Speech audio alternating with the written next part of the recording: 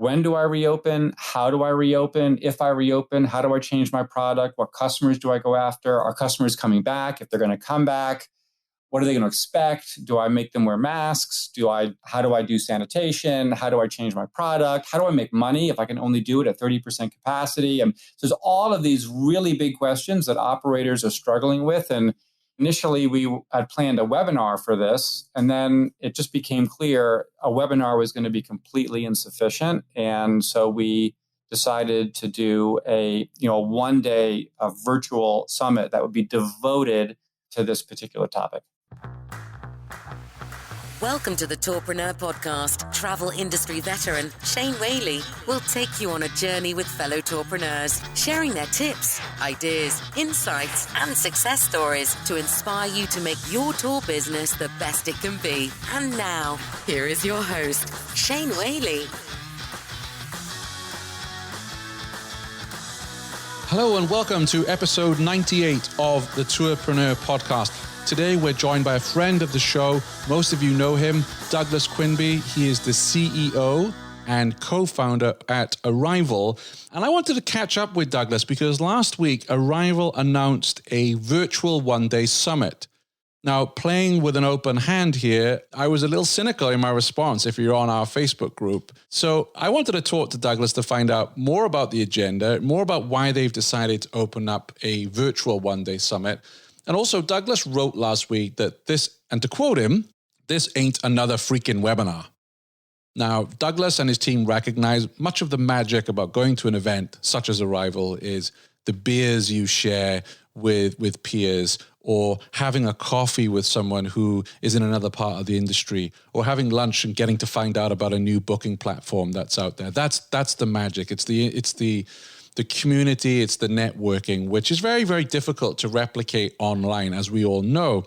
But Douglas and Bruce and his team at Arival have come up with networking virtual opportunities. There's themed roundtables, there's one-to-ones that you can book, the Arival Expert Network. And we also find out a lot more about the content, because this is all about reopening and revival. As our world reopens, every tour, activity, and attraction operator must decide when to reopen, how to reopen, and how to find that right balance to ensure a great and safe experience for each and every guest.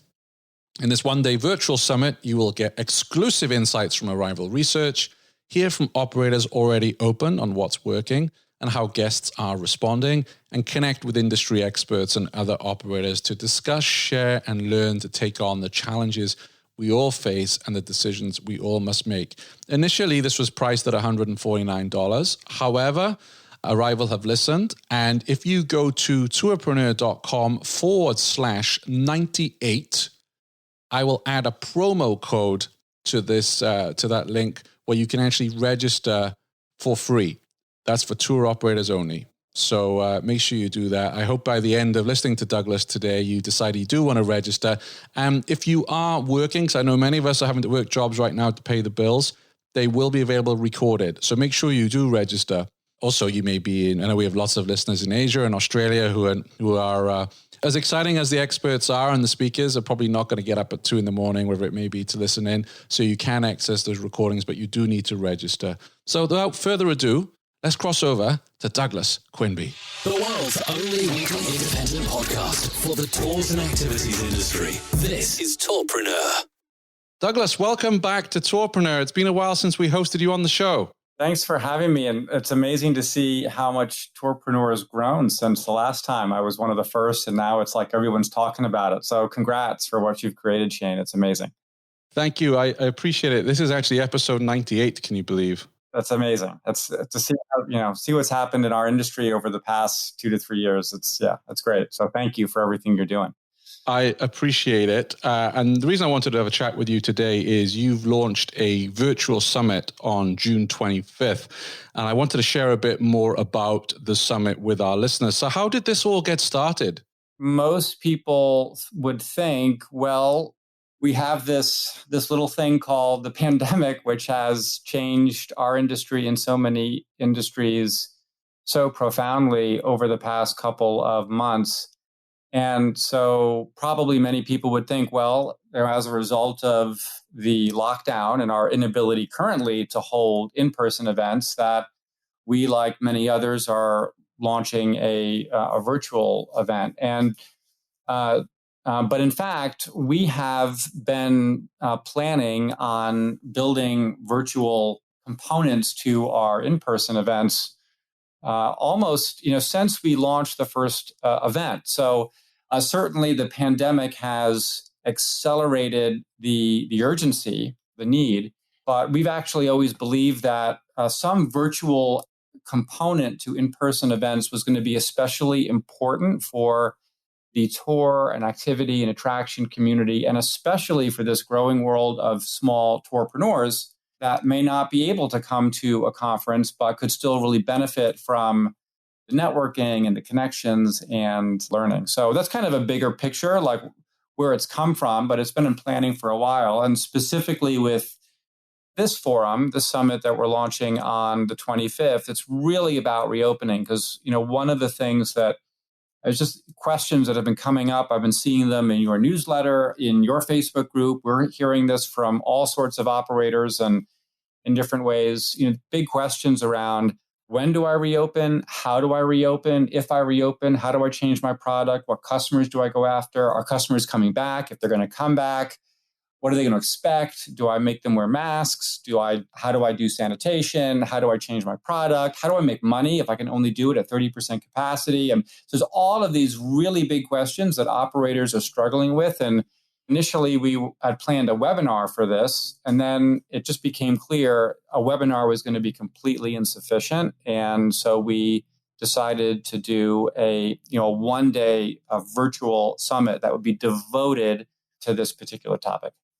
So looking at the agenda, could you walk us through some of the sessions and speakers that you've invited? So first, I'm going to be sharing the results from our reopening survey, which I think many of your listeners will know about. So we've been conducting a pulse and tracking survey really since the pandemic forced us all to shut down in the beginning of March. And so we've been tracking how the industry is doing. And then we added a component about a month ago to really understand reopening. So I'll be kicking off the event, sharing the full set of results from that, and then sharing that with the whole industry to really understand what the industry is doing and provide some guidance. Then we've got an interview with David Shelp, who's the managing director of 2E Destination Experiences, or 2E DX, which, I think, as you know, had acquired Musement a few years ago.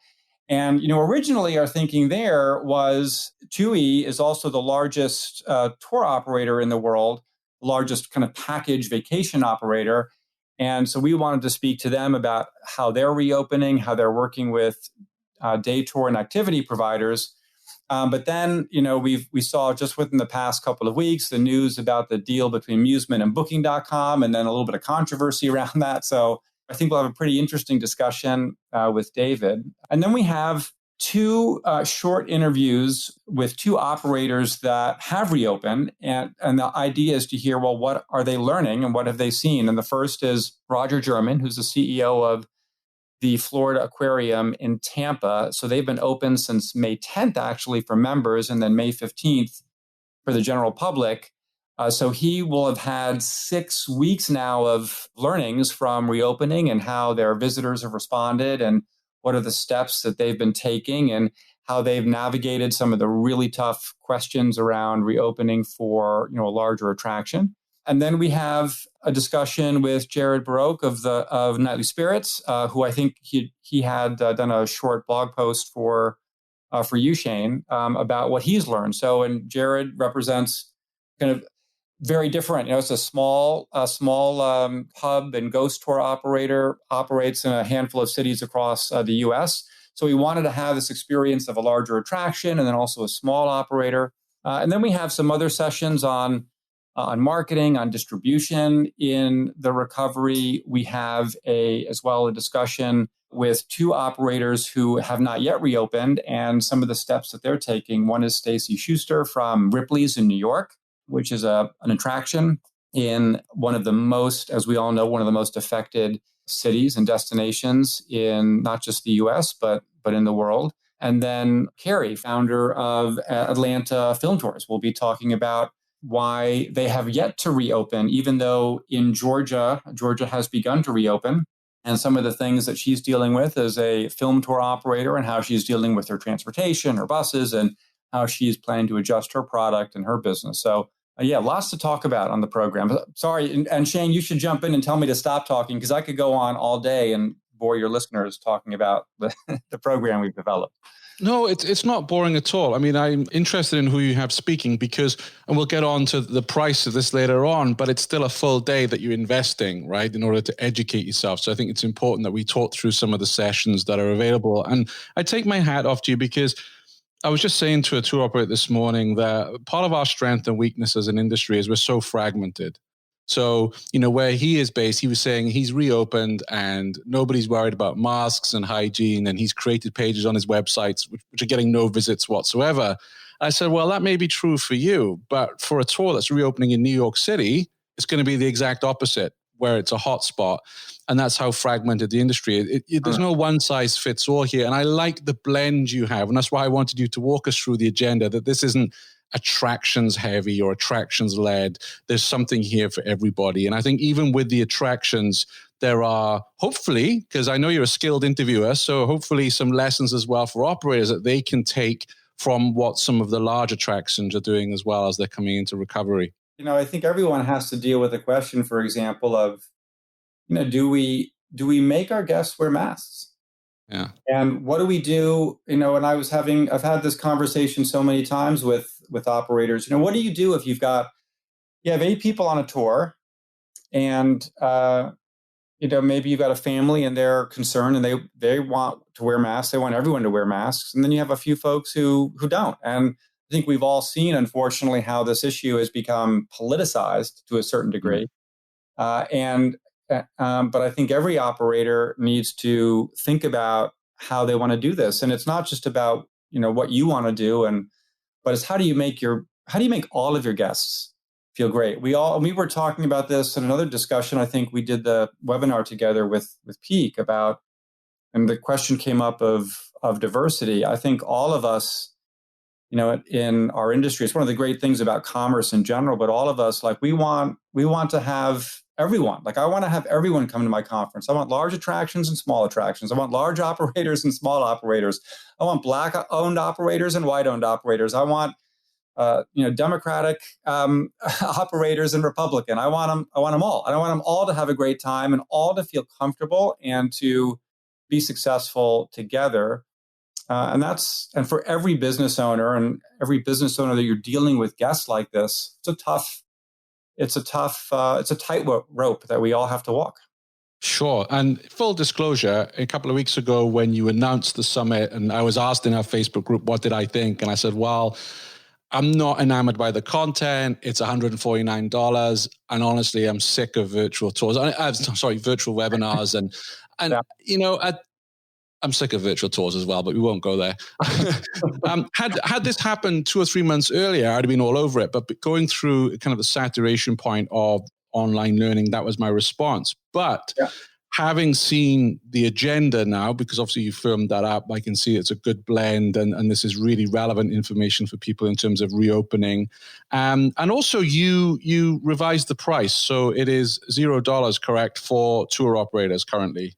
Yes, that's correct. What was the thinking behind that?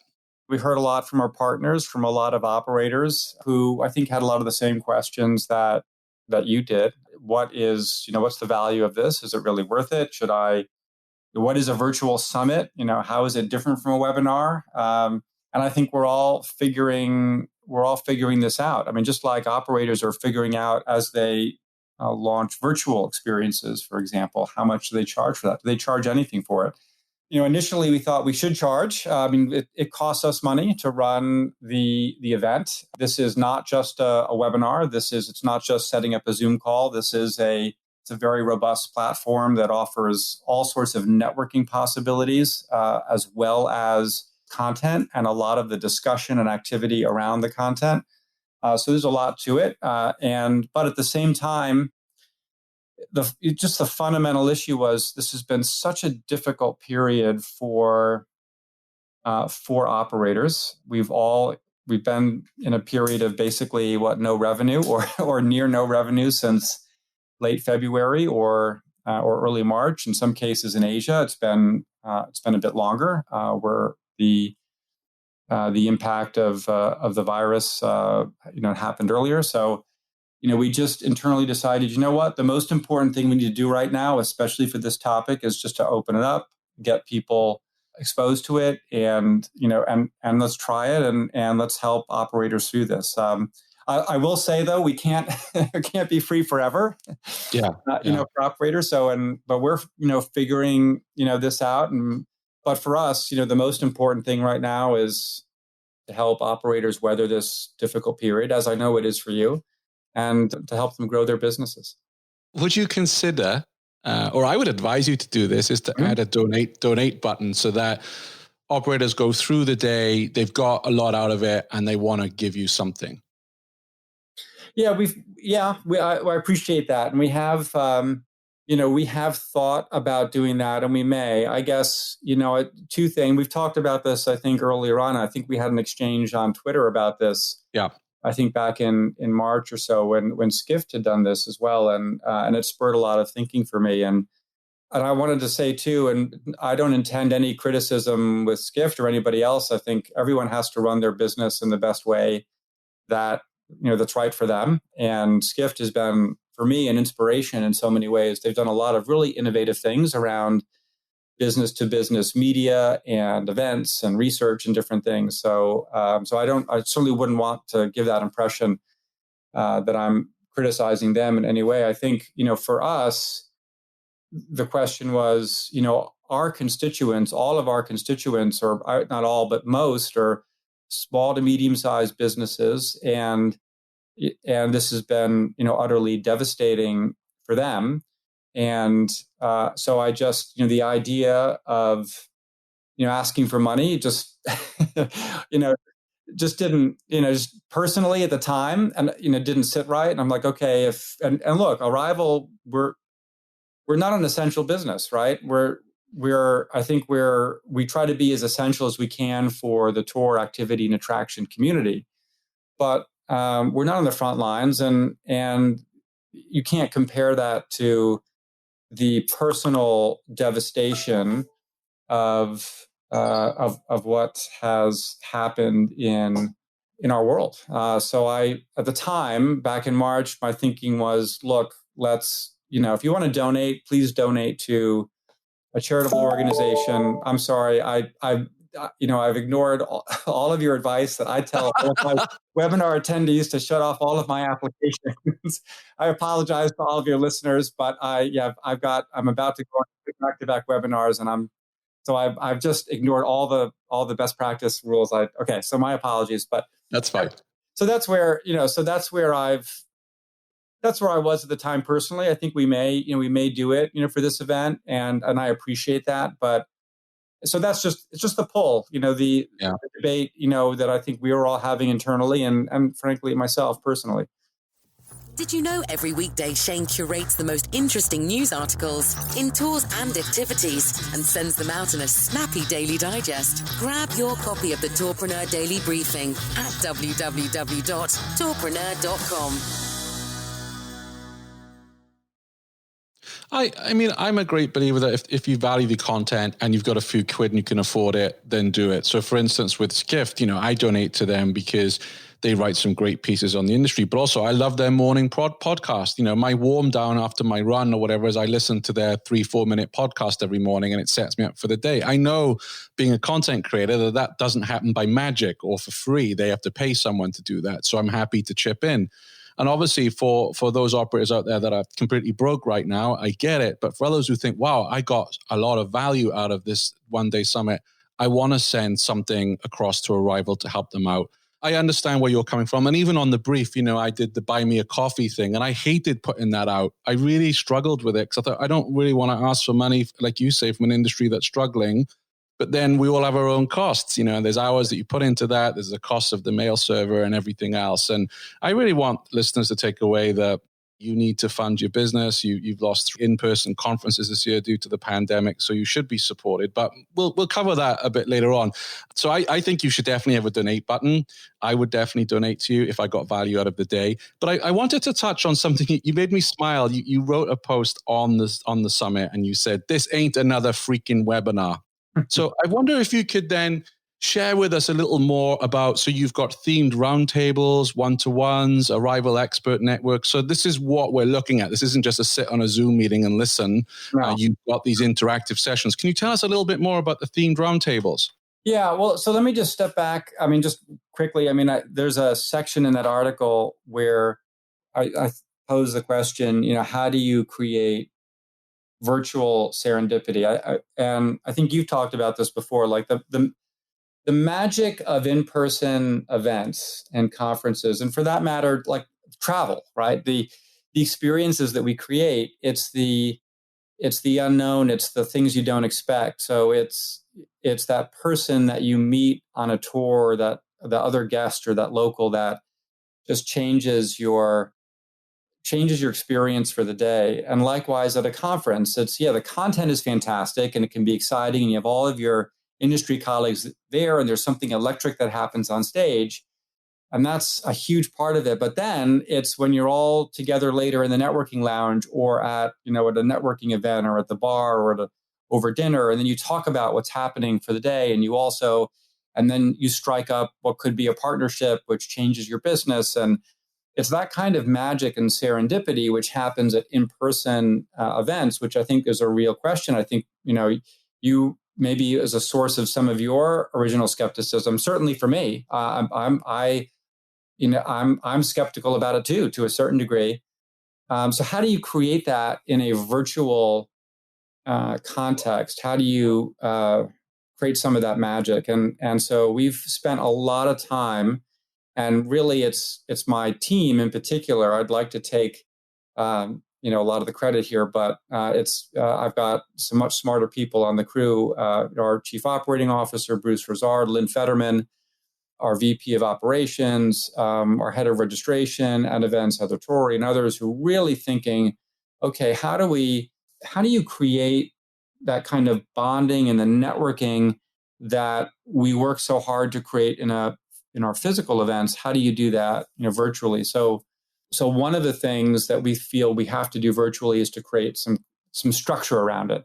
And so the roundtable idea is, like you see all these images now of the Zoom calls with the Brady Bunch view, with the 9 or 10 people on the screen.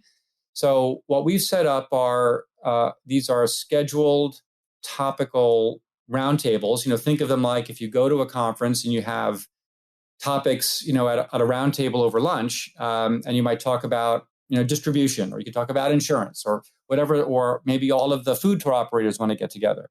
So that was the idea. So like-minded food tour operators can get together on a session. Like-minded, we have a session for water sports, or if you have transportation in your tours, we've got a session that's being run by John Curran of Big Bus Tours to talk about some of the issues around transportation. Each of those are limited to 10 people. So, and I think we've just opened up the platform to attendees, so you have to pre-register for those. But that's one of the ways to try to get like-minded people together and to meet one another and to talk about things that are important to them. I really like that idea. I'm intrigued to see how it works virtually. I know Jessica Hammer at Taste of Toulouse, for instance, was asking about, great to get broad guidelines on reopening, but I want to hear how food tours are reopening. So they can join that session because it's a round table, right? This isn't someone's going to get up and present. This is a discussion between the 10 people on that session. Yep. So just looking through that agenda, you have an attractions round table, working with OTAs with my old boss, Mathis. Yeah. Get your guide. Operating safely, small operator roundtable with Peter Syme, direct marketing, local marketing, website optimization. Well, Shane, you're going to do one too, right? So yeah, I was keeping that to last. Yes. Saving the last, of course. Good strategy. I am. Yeah, I'm going to talk about content marketing, which is kind of what I've been involved with for the last 18 months. But I like how this is broken down. And again, you're overcoming my initial cynicism about the virtual day. I thought, wow, sat in front of Zoom all day, that's the last thing I want to do. But be able to jump into roundtables I'm really excited to see how that goes. You also have one-to-one sessions as part of the lineup, correct? Yeah. And there's two ways to think about that. So one is basically one-on-ones meet, connect with an expert, and this is something that we've been planning to do at our in-person events and haven't yet. We're planning to do this year, but we wanted to launch it here in this virtual setting. And so this is a forum where, an operator, you can schedule a 20-minute session with an expert on a particular topic. So if you've got some real specifics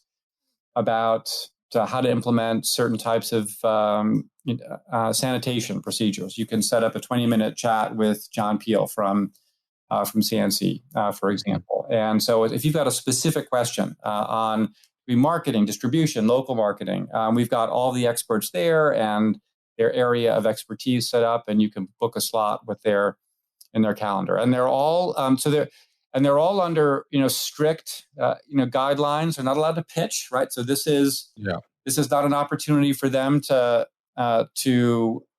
simply to pitch to an operator. That operator can become their client, but it's to give them actionable advice. And our view is, look, if an operator gets good value out of that, and then they want to spend more time and get more from that expert, then that's something that they can do, independently. But it's so important. I mean, like you said at the outset, this industry is so fragmented, it's so diverse. They have to answer each question a little bit differently, right, for their own business. And so I thought Jessica's question was really great. Like, can we get the food tour operators together? Can we get the adventure folks together? So that's the vision there. And how do people register for the sessions? Because I know I'm looking at an app that I got via email. Can people register online once they've signed up? How does that work? Yeah. So once you register, you get an email inviting you to log into the app, which is actually it's not an app you download. It's a rich app within your mobile browser or on your desktop, and you go through the agenda, and each session is listed there, and you simply click. There's a calendar icon on the upper right hand side of each agenda item, and you simply click on that, and you can register for that session. And you should register as well for the content sessions that you want to participate in as well. The virtual summit is going to be recorded, right? So if people sign up and they're in Australia and because of the time zones they can't join, they're able to watch at a later date? Yep. Yeah. And actually the whole platform will be open for a whole year, which is also one of the benefits of virtual and why our longer term plan had always been to add a virtual extension to Arival events, because it creates a platform where you can reach out and request a meeting with somebody 3 months after the conference, and you've still got their information. You can do it directly through the platform. An email will go to them, and you can set up a meeting. So that's the objective. Are the roundtables recorded as well? That's a good question. I actually don't know the answer. So no worries, we'll find out. Yeah, I'm just curious because there's a few running at the same time. The usual thing with Arival, right? There's so much choice, you can't get to it all. No, that's a good question. Now I've got to find out, and I want to know now too. So the event is June 25th, 9:30 Eastern Standard Time. Yep. And folks can sign up at arivalevent.com, or if you're out running or walking the dog or whatever, you can go to tourpreneur.com/98 and we'll have links to register there. Douglas, I have a ton more questions I'd love to ask you, but I know you're so busy with webinars today. I would love to invite you back on the show again to talk more about Arival's mission as we get hopefully into post-COVID and recovery. You are doing good things in the industry. The amount of free webinars you've put out there this last couple of months, although I'm saying I'm fatigued, you've put a lot of free content out there. So when you say you're not like a frontline service, I think the one thing that's kept tour operators going through this is community and connection, and being able to come to the groups and learn using Arival Connect, your community, and talking to other people. Without all of these in the ecosystem, I think a lot of tour operators would have given up. So I want to thank you for that. Oh, well, thank you. That means a lot. And I think the same could be applied to everything that you've been doing, Shane, through your daily news brief, all your podcasts, your Facebook group. It keeps people connected with the bigger industry and a bigger mission, which is so important. So thank you. Thanks for listening to the Tourpreneur podcast. Be sure to visit tourpreneur.com to join the conversation and access the show notes, including links to the resources mentioned on today's episode. This is Tourpreneur.